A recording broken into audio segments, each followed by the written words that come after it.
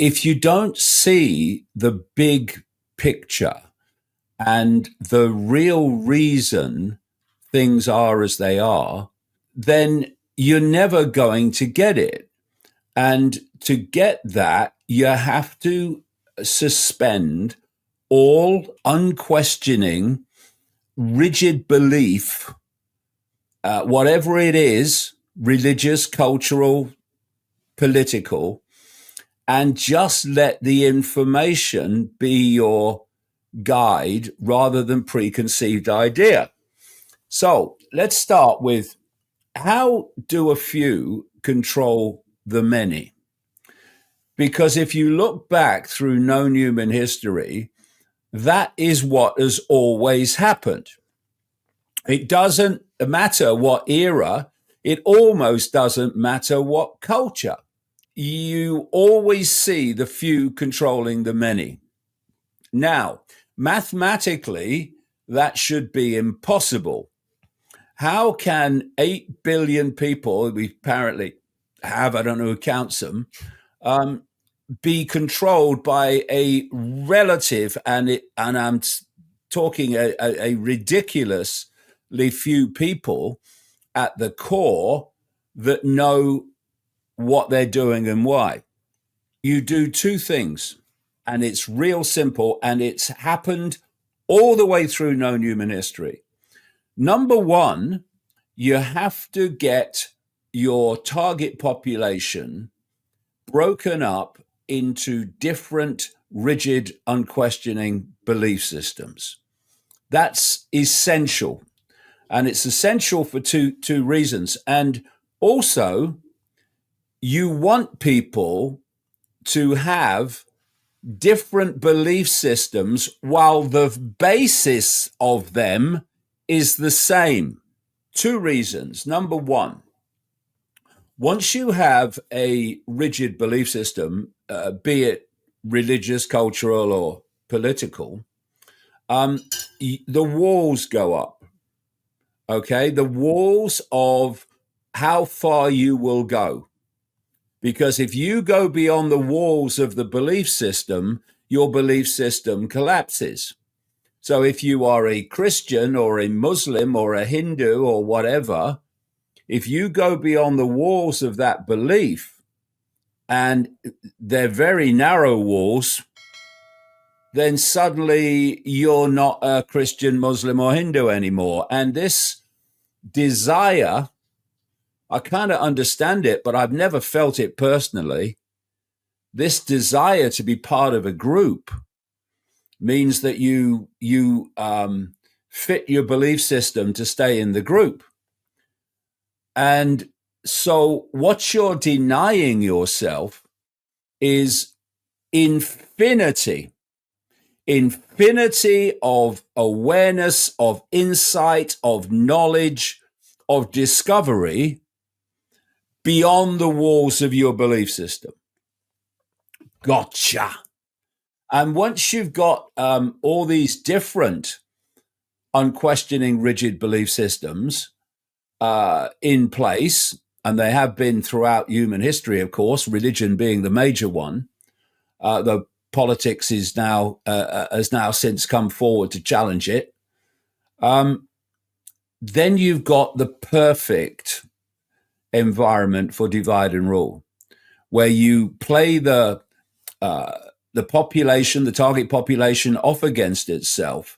So they are so busy fighting each other and seeking to have their belief system at the top of the greasy pole that they don't see that your hand is holding the strings connected to both of them or all of them.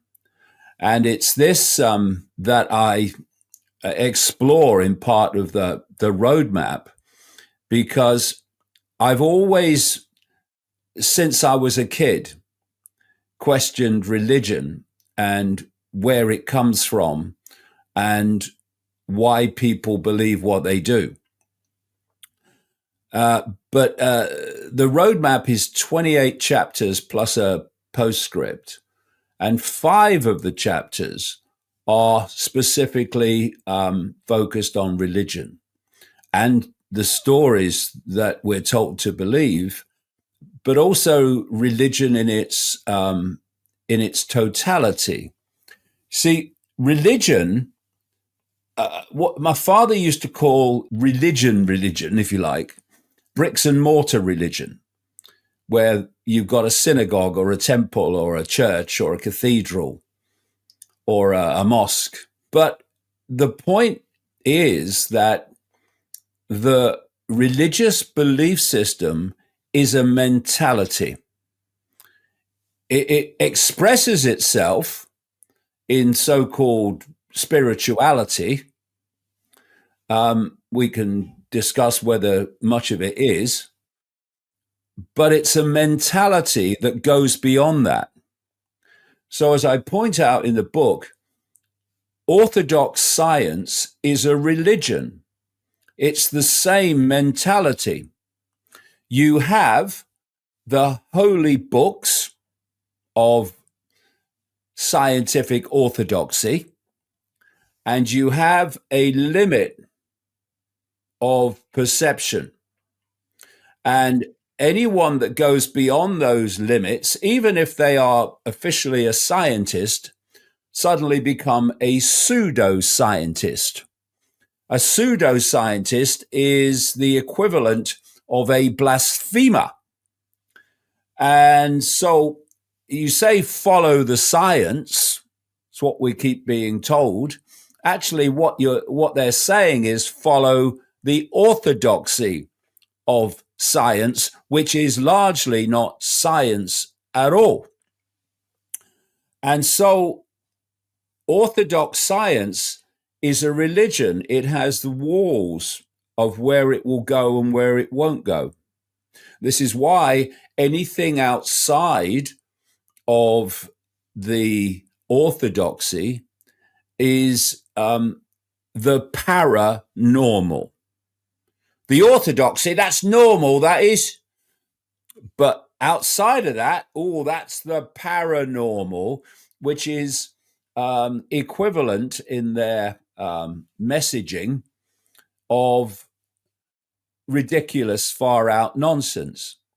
Now, the fact that this paranormal is actually happening, and there are vast numbers of people who have experienced it happening, that doesn't matter, because the orthodoxy and the religious books of orthodoxy are the only things that matter. And also, if you are going to progress within science, you're going to become a professor or whatever, you're going to go up the greasy pole, then you have to conform to the orthodoxy. Otherwise, you're out on your ear. If you look through science history, you find that virtually everyone who has pushed humanity's understanding to new levels of insight has been ridiculed, marginalized, and laughed at before what they said becomes obvious fact. And so you look at human-caused climate change. It's a religion. It's exactly the same principle as any other religion. And, it's extraordinary to me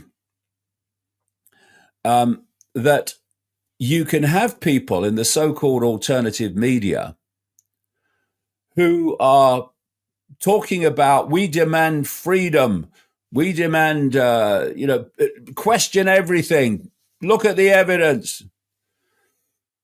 And then they believe, without question, the stories they're told by their whatever religion they follow, which go back thousands of years often and have no supportive evidence in fact whatsoever. In fact, the evidence is the other way. And so you say to them, okay, but who wrote the Bible? Well, God did. Well, Well, actually, you can't justify that. It was written by humans. And who were those humans? What was their motivation? What was the political situation and the theological situation at the time that led them to write stories in the way that they did? And one of the things that I highlight in the roadmap is the utter lack of archaeological evidence when there absolutely should be for the Old Testament stories. And then you then start to, I'm talking about Moses and all the other stuff and Abraham and what have you. But then you come on to Christianity, and the Christian stories have been written as if they are a continuation of the Old Testament stories. So you have this fusion, very important fusion, it turns out, we're seeing it now, of the so-called Judeo-Christian society. And the Old Testament is believed by the New Testament followers of Christianity. Then you look at Islam and the claims about Muhammad, who supposedly died in 632 AD. And remembering that by that time, and actually much later when the things were actually written, it's another common theme is that the religious stories were written long after the events they're talking about supposed to have happened. By that time that Islam started to play out, the Old Testament stories and the New Testament stories had been circulating for centuries. And so Islam believes in Abraham. In fact, Abraham is a major figure in Islam. It believes in Jesus, just says he's not the last prophet. Muhammad was. It believes in Mother Mary. It believes in Moses. It believes in all these characters that have their foundation in the Old Testament. In that case, of which there is no evidence whatsoever. And this is why you have this phenomenon called faith. You must have faith. And when you break that down, what that means is you must believe what there is no evidence for you to believe. And what I watched a video, it was on YouTube only the last 24, 48 hours. And I spoke at a rally in Whitehall near Downing Street on Saturday against digital ID and the AI agenda. And what the police had done is allow in the same area, the same street at the same time, Tommy Robinson to come along and do a Put Christ Back into Christmas rally. And then the police had also allowed, on the other side of that, a counter rally against the Robinson rally, right? So it was a real dog's breakfast all round. But this video was someone just going through the crowd at the Robinson rally, Put the Christ Back into Christmas. And he was asking people about their beliefs. And he was struggling, it seems, from what was in the video, to find people who were actually Christian. There were many that weren't. But also, he talked to a number of people who said, well, I've never read the Bible. What do you mean you never read the Bible? You're a Christian. No, I never read the Bible. No.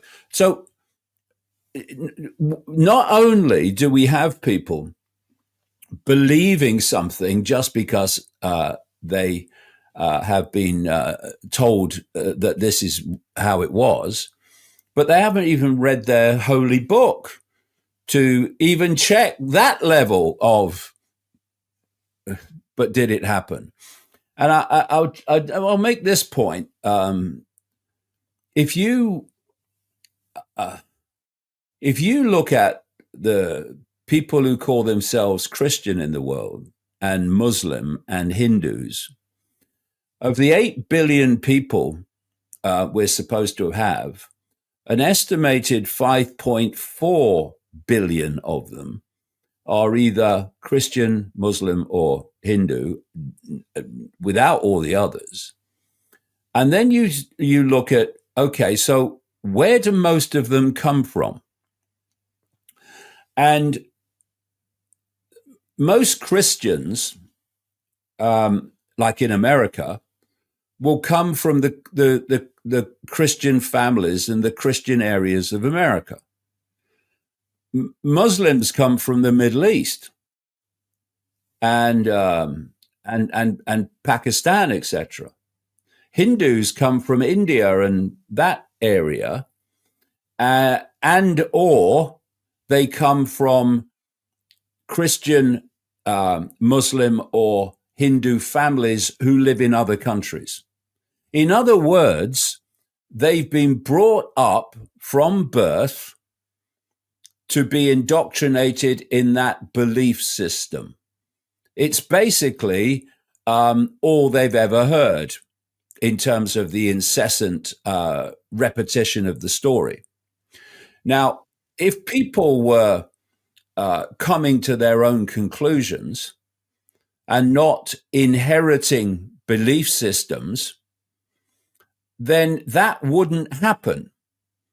People would be making their decisions on what they believe on the basis of the evidence, and I'm more convinced by this. But that's not what overwhelmingly happens. It happens in some cases, yes, of course it does. There's always exceptions, but overwhelmingly, you believe what you believe because that's how you've been brought up to believe. And how can that possibly be anything but programmed indoctrination? And if there's people in Britain, kind of celebrities and stuff, who say, I vote Labour Party, Keir Starmer, current government. I vote Labour. Me dad voted Labour. Me family's always voted Labour. What? No matter what they do, like, I mean, have you got a mind of your own or not? And this is how you have intergenerational belief systems. And not only that, you have fear applied and intimidation applied by the parents on the children that they must believe the same as the parents do. I'm very worried about my child. I'm very worried about Johnny. He's got a mind of his own. Well, that's what we're supposed to have. It's unbelievable. But see, when you put all this together, you can see how the target population is broken up into these belief systems, which are then played off against each other. They're imposed by fellow believers, and the divide and rule is with other believers of a different belief. Your environment shapes everything, your thoughts, your health, your energy, but most people never question the invisible field they live in. We did, and that's when FLFE found us. It's not a product, it's a field of pure life force energy that lifts everything it touches. We now live in it 24/7, and we would love to invite you to experience it too. Start your free 15-day trial now. No pressure, no strings attached. Just the truth, resonance, and peace.